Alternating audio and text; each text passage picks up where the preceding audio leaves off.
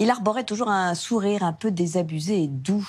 Claude Rich s'est éteint le 20 juillet dernier, à l'âge de 88 ans.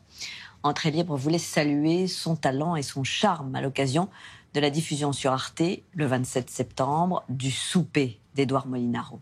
Des rôles de séducteurs, de grandes pièces romantiques, de très nombreux personnages historiques incarnés au cinéma et sur scène. Claude Rich avait joué aussi bien pour Lautner que pour Resnais, avait interprété Musset ou Shakespeare. Nous l'avions rencontré en 2011.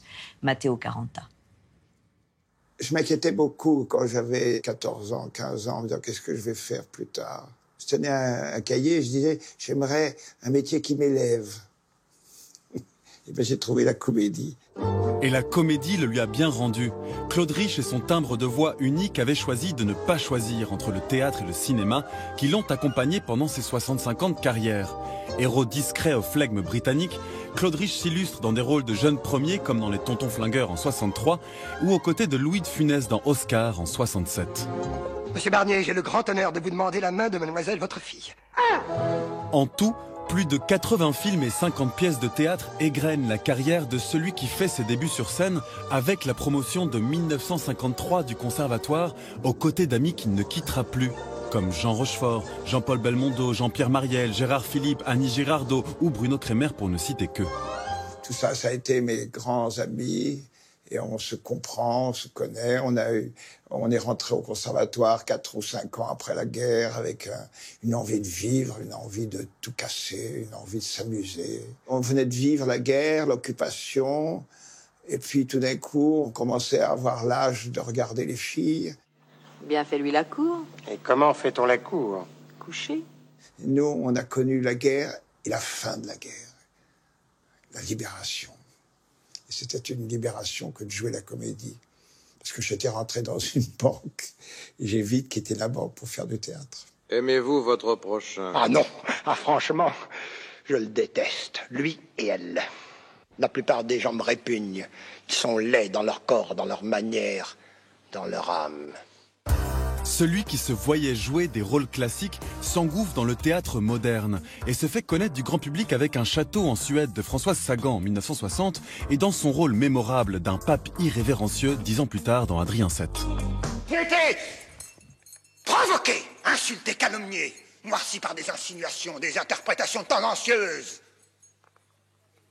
Des mensonges, ma vie a été ridiculisée, exposée au mépris le plus vil.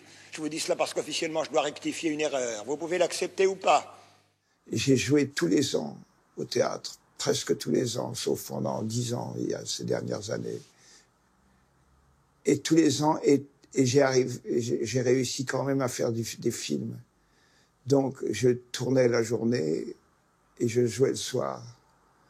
J'apprenais mes textes la nuit et je recommençais. Monsieur Barnier, je voulais aussi vous demander un petit service. Lequel? Pourriez-vous me rendre ma valise? C'est le bijou? Ça me ferait très plaisir. Je suis tellement ennuyé. Eh ben, vous vous consolerez autrement. Hein?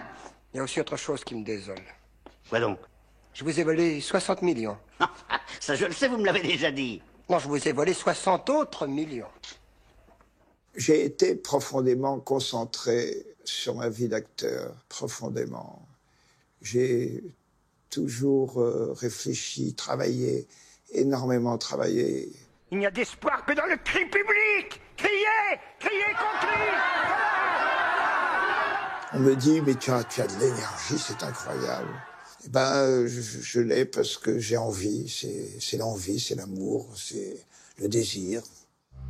En 1993, Claude Rich reçoit un César pour son rôle de Talleyrand dans Le Souper de Molinaro, adaptation d'une pièce de théâtre où il affronte un Claude Brasseur enfouché survolté dans un complot historique. L'acteur se démarque par ce qui est devenu la marque de fabrique de ses personnages, une diction précise presque agaçante, tout en retenue cynique. Regardez, s'il vous plaît. On prend son verre dans le creux de sa main. On le réchauffe.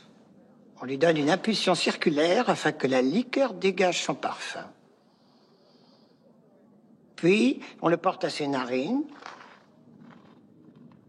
On le respire.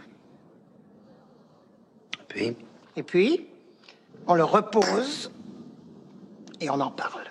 Je trouve que c'est un métier où l'imagination compte beaucoup. On se sert de ce qu'on est pour servir les personnages qu'on interprète. J'ai joué des rôles magnifiques. J'ai joué des pièces formidables, des films. Je suis Léon Blum, je suis Talleyrand, je suis Voltaire, je suis Galilée. J'aime mieux ne pas être moi, j'aime bien être tous les autres.